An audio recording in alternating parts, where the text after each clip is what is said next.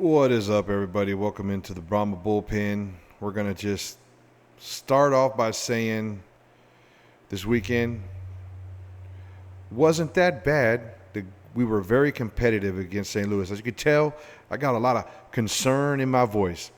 And here's why. Breaking right now. While I was starting to film this episode to recap the St. Louis Battlehawk game, Mike Mitchell puts out a tweet. The rumor is Chase Garbers is out for the season with an injury. He was off to such an awesome start. As you can see from the graphic here, 70% passing rating, 586 yards, 2-1 record. Just sad news. For all you Brahmas fans, part of the Brahma Bullpen out there, literally all of last year, that's all we were fighting against, right? Injured quarterback, injured quarterback, injured quarterback, injured quarterback. At that time, it was understandable because our offensive line was getting just blown up at all times, but our offensive line's been playing great this year, so I think it hurts a little bit more. And the team was gelling. The wide receivers were doing their thing. They were on the same page with our starting quarterback. The running backs were on the same page with quarterback. So now here we are, basically going back to square one, going back to season one. And the good news is we do have Quentin Dormady, who everybody, including myself, thought was going to be the starter this year. Chase hasn't really had to use his legs a whole bunch, so that's probably a good thing, right? Dormady's somewhat mobile, not super mobile, definitely less mobile than Chase is. But hey, we got us a good backup QB. That's what it's all about. That's about planning and being prepared. So with that, looks like it's Dormady time. But our thoughts and best wishes out to Chase Garbers. Hope you heal up soon. Maybe we'll get lucky and see you again. If not, maybe we'll see you next year. Enjoyed your time on the field. Thanks for being part of the bullpen, baby.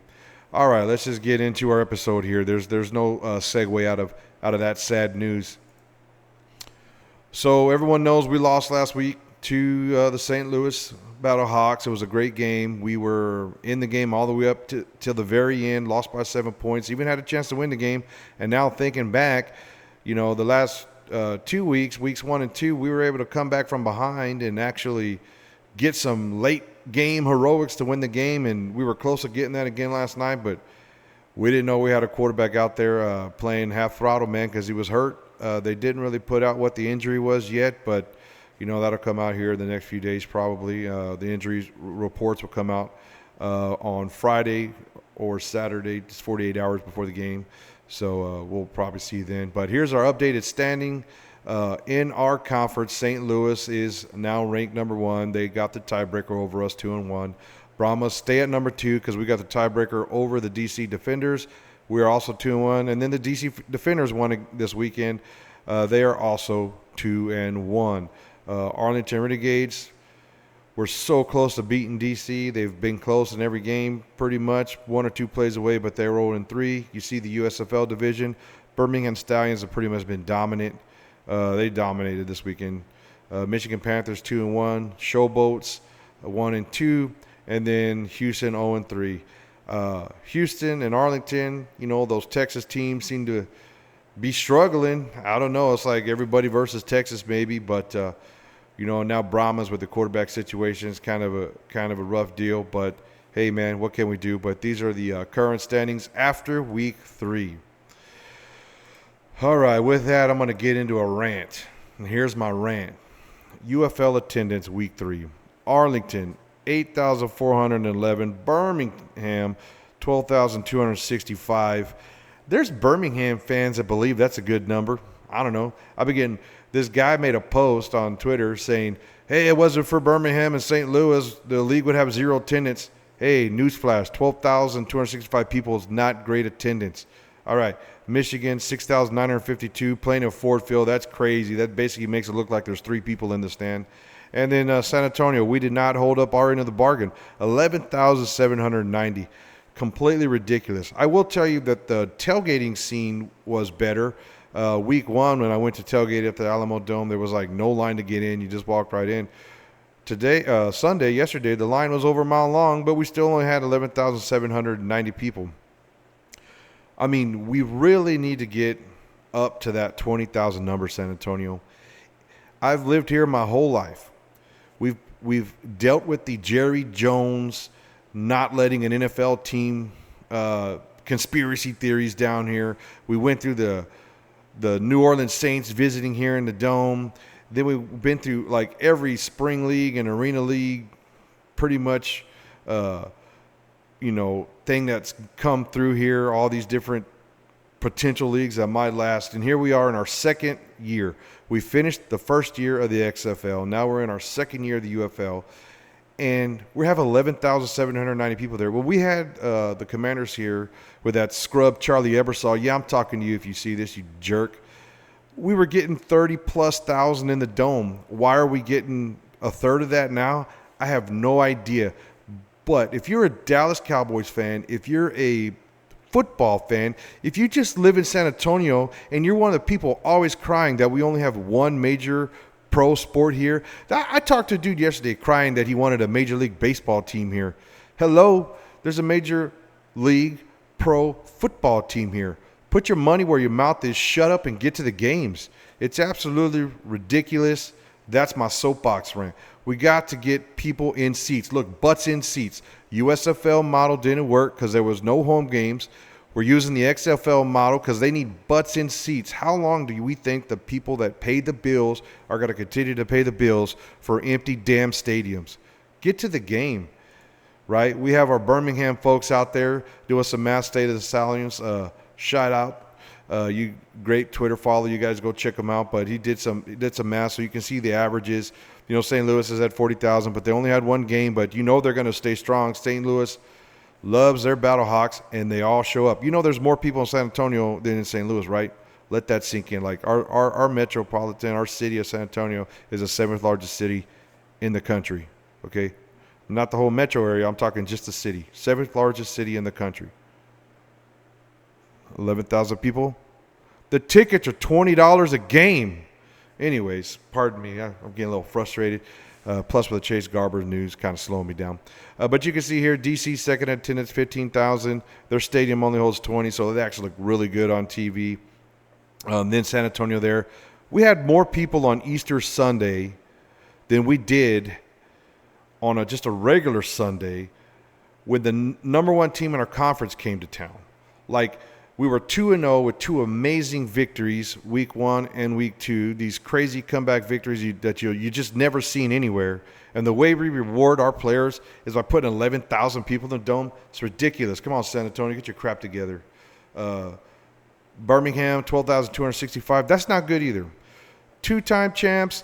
Best team in the history of spring football, probably. We got people talking about making Skip Holtz the GOAT of all time, the Nick Saban of spring football, so to speak. And you're gonna repay him by showing up with 12,000 people. I had someone trying to give me some metric. Well, if you look at the percentage of population, look, man, 12,000 people is not enough. These numbers should be in the 20s, right? These teams have to make money. It has to be profitable. I know TV is the majority of the money, and the TV ratings haven't came out just yet, but for the first 2 weeks, they were pretty solid. But good grief, man. Get to the game, people. Arlington, 11,282. They had good attendance week 1, but, a bunch of people went there just to help support the team. I know me and producer were up there just trying to make sure we got as many people in the seats as we could to support the UFL kickoff game, and then the way Arlington repays that is by having a 3,000-person dip in attendance. And that's probably the 3,000 people that travel to the game between the Birmingham fans and people like us from down here in the bullpen that just want to be part of the action. Houston, I have no idea what's going on with Houston. It's like the second largest city in the country, 9,100 people. I mean, I don't know exactly where Rice Stadium is at. I plan on going there for the away game, but good grief, man. Memphis, 8,791. That stadium looks horrible on TV with only 8,000 people in there. I don't know what to say. Play the damn game in a high school stadium if you're only going to get 8,000 people there. I don't know what to tell you. And then Michigan and Ford Field, good grief. The Detroit Lions play there, and they got Michigan playing there with 7,900 people. Basically, it looks like 2 people in the stands. So let's do something, people. UFL fans, spring football fans. I know the true fans are holding it up. They're the ones showing up. We got to get these casuals. I got a bunch of casuals attack me on Twitter all the time. Hey, a new rule. If you're going to attack me on Twitter and you're a casual, put a picture of your GameStop ticket on there first. Anyways, as we said, let's go ahead and pull up the stats. We did lose to to St. Louis. Well, man, I don't know. Floridian slip there maybe. But, the stats were really not that bad. Week 3, we both put up 3 touchdowns. We scored 24 points. They scored 31. It's a 7-point ball game. Completion percentage for our quarterback, 67% for us, 70% for them. We did not get dominated in this game. I heard someone say that the wheels came off. The wheels came off in San Antonio. Look at these stats. The wheels didn't come off. We lost, right? We had a chance to win at the end, fourth quarter, driving, just didn't make it happen. The magic ran out after the first 2 weeks. But 158 passing yards for us, 140 passing yards for them. 28 rushes, 3.6 yards per carry. They had 19 rushes, 5.9 yards per carry. That's probably the biggest differential in stats. But look at our third down conversions, 9 of 16. That was great. We'd really been struggling on third down weeks 1 and 2 to St. Louis's 5 of 9. We were 3 of 5 in the red zone. They were 2 of 2 in the red zone. Just stats are not that bad. Penalties killed us last week. We gave up 8 first downs to Michigan on penalties this week. 1 penalty for 15 yards, so therefore for 40. The stats are right there. One of the stats that were actually really impressive for us throughout the year were our extra point attempt stats. This game, not so much. We went 0 for 3. They went 2 for 3. They got 4 points. It's a 7-point game. They got 4 points off their extra point attempts. We got 0. That could have made a big difference right there, right? So let's go ahead and get into some of the highlights of the game. We'll start off with some of the bad, and then maybe we'll get into some of the good. So let's start off with this touchdown run by Mr. A.J. McCarron.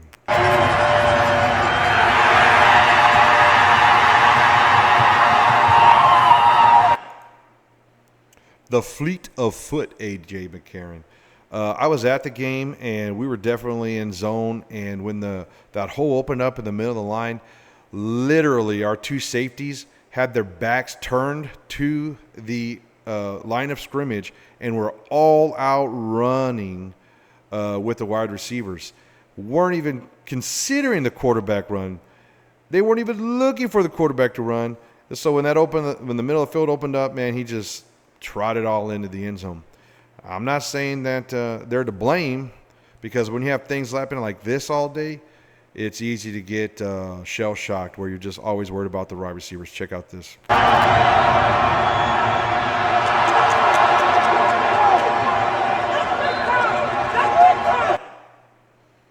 What are you going to do? You got a guy that's 90 feet tall. Who knows how tall he is? He looks like he's at least a foot taller than everybody covering him. Going up in between guys on the run, stabbing balls out of the air. It's just, what are you going to do, right? Just shell-shocked. Our defense was scrambling all day. We got very, very, very little pressure on A.J. McCarron. It's not an excuse, but it's definitely a reason. Our number 1 pass rusher was not in the game due to injury.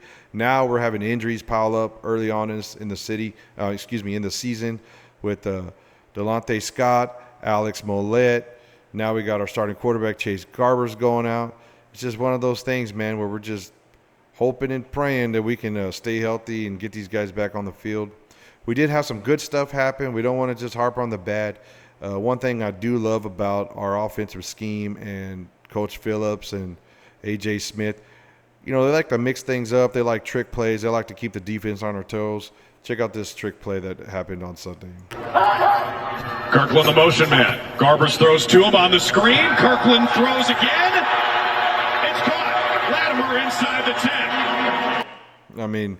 You just see all that motion, all those passes to the edge. There were some people thinking that maybe we should be taking more shots down the field. And, shots down the field are good. But, when you throw those screen passes, those bubble screens, that opens up some of the running game, and it opens up stuff like that. We had other amazing plays. Let's go ahead and throw up the big Mac Attack TD. 3rd and goal. Garbers floats it. Max got it. Touchdown, San Antonio. So you see how it's not just wide receivers getting in the game. We do have probably the best tight end duo in the league.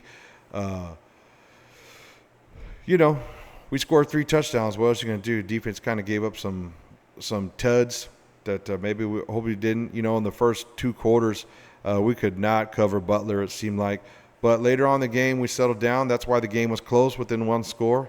And, of course, our number 1 cornerback, Phillips, doing Phillips things now. It seems like he's starting to really become our turnover master here in the secondary. Check this highlight from our boy Phillips.